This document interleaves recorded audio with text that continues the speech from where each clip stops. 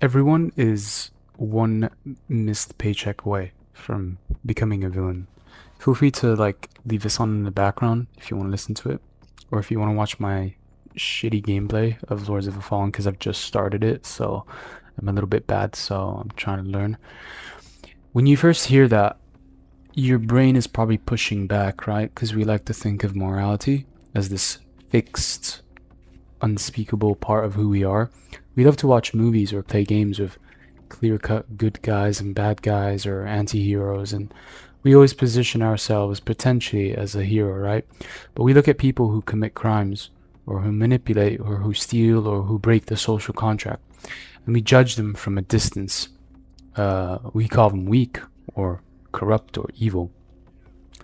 But the brutal truth is, and it's an uncomfortable truth, but most people refuse to admit it to themselves, is that the vast majority of human beings, morality isn't an unshakable inner compass. Morality is a luxury brought and paid for by financial stability, whether we like it or not. When you have a roof over your head, or food in your fridge, and a predictable stream of income hitting your bank account every single month, being a good person is incredibly easy. It costs you absolutely nothing to follow the rules when the rules are actively working for you in your favor. But what happens when the floor drops out? Well, this is the illusion of a whole moral compass, because we live in a world where the margin for error is pretty razor thin for millions of people. Most of society is quietly running on a treadmill. It's balancing on the edge of a financial cliff. You pay your bills, you buy your groceries, you keep your head down. I'm not trying to do a whole Fight Club monologue here, but you play by the rules because you believe in the promise that society will take care of you if you do.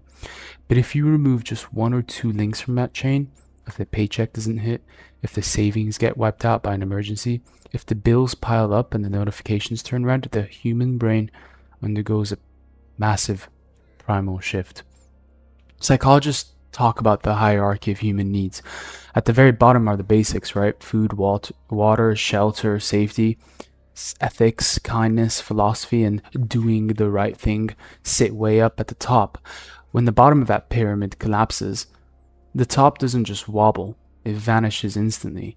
Your brain stops caring about abstract concepts like fairness, law, or karma. It switches entirely into survival mode. Well, desperation doesn't change who you are, right? It's always going to strip away this polite fiction of who you are, pretending to be when things were easy. When a person reaches the point where they can't feed their family or keep the lights on or protect the people they love, the definition of right and wrong kind of changes completely. Things they would have condemned a month ago suddenly start looking like viable options. Let's face it, the line between a law-abiding citizen and a villain isn't a massive chasm, it's a tiny, fragile thread that breaks the moment hunger or desperation pulls hard enough. Now, you have a cognitive trap of scarcity here. There's something even deeper at play. It's what scientists call the scarcity mindset, right? Read this a little bit while ago, but when you're constantly stressed about money, your cognitive bandwidth, like your actual ability to think, plan, and empathize, shrinks. You literally lose IQ points to the sheer weight of survival. Not literally, but not probably literally, but it's not that you suddenly want to be a bad person. It's that your field of vision narrows to the next 24 hours. You kind of stop being able. Oh, can this bird shut the fuck up? Sorry, it's the bird thing that comes out of a clock. Anyways, it'll stop. It'll stop in a bit. Okay, there we go. You stop being able to see the long-term consequences of your actions because you're too focused on the immediate threat to your existence. This is a pretty well documented psychological phenomenon, right? Where your brain reallocates every single resource it has to the crisis at hand. So it shuts down the part of your frontal lobe that handles complex moral reasoning. You aren't choosing to be a villain here, right? You're being forced into a tunnel where your only priority is getting to the other side. And when you're in that tunnel, you don't have the energy to care about how your actions affect the outside world. This isn't moral failing. That is biology. So what becoming a villain actually looks like. When we talk about becoming a villain, it's easy to picture like a fucking cartoon character or a movie antagonist or someone doing something extreme. But in the real world, the descent into villainy is incredibly quiet, slow, and logical. It doesn't start with a massive malicious crime. It starts with a shift in your internal math. Think like the movie A Place Beyond the Pines, right? You start looking at the world through a lens of pure cold utilitarianism, right? It starts the moment you realize, first of all, that being completely honest is keeping you behind. It's the moment you decide to look the other way or exploit a system or take advantage of someone else's mistake because you desperately need the win. Or it's the day you look at your bank account and realize that your survival matters infinitely more than the abstract concept of being, and I raise my fingers, good. You stop viewing other people as peers, right? And you start viewing them as either obstacles or resources. And that's pretty subjective, but the empathy that makes society livable begins to dull, because empathy is a heavy weight to carry when you're already drowning. You become cold, you become calculating, you start justifying actions that your past self would have been disgusted by, telling yourself that it's just temporary, that you're doing what you have to do, or what the world was cruel to you first, so you're just paying the bill. But the scariest part is you wouldn't even be entirely wrong. The line between a criminal and a survivor is entirely dependent on who is writing the history books. So, the fragility of our social fabric. Let's understand that villainy is often just a label we put on people who stop playing by the rules that no longer protect them. I would like to think that the legal system is built on justice, but it's largely built on the maintenance of order, really. Order is only possible when the majority of people have enough to lose that they choose not to break the law. But so, what happens when you have nothing left to lose, right?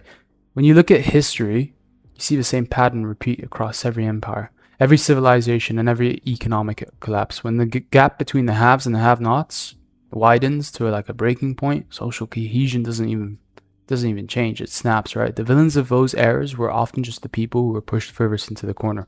Now, they weren't born wanting to steal or hurt. They were just pushed by a system that made their survival dependent on their ability to be ruthless. Ability. We're living in an era of like economic anxiety, where the promise of fair day's wage for a fair day's work is becoming like a nostalgic lie for the majority of people. When you erode that promise, you're manufacturing the conditions for the very behavior you claim to despise. Okay, so the thin veneer of civilization here, right? This reality is the great unspoken terror, right, that keeps the structures of power up at night.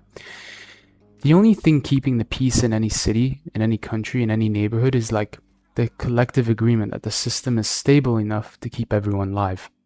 Civilization is incredibly fragile. It's a thin sheet of glass painted over a wild, like, ocean of human survival instinct.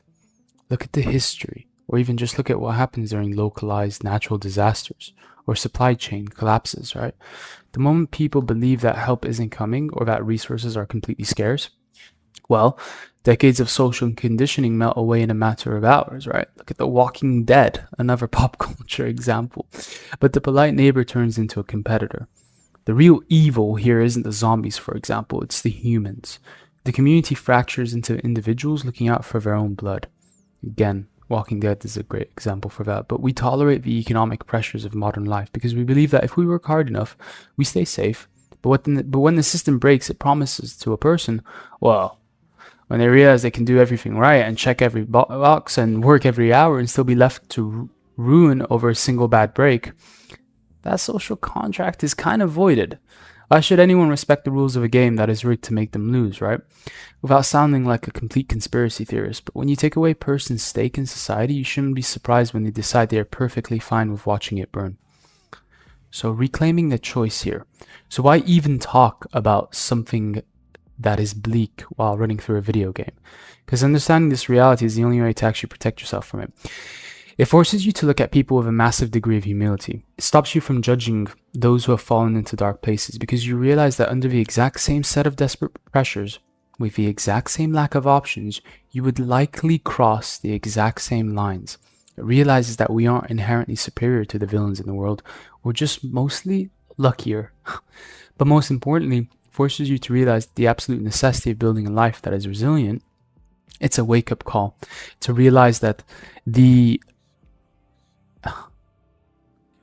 financial security isn't just about buying nice things or flexing online. It's about buying your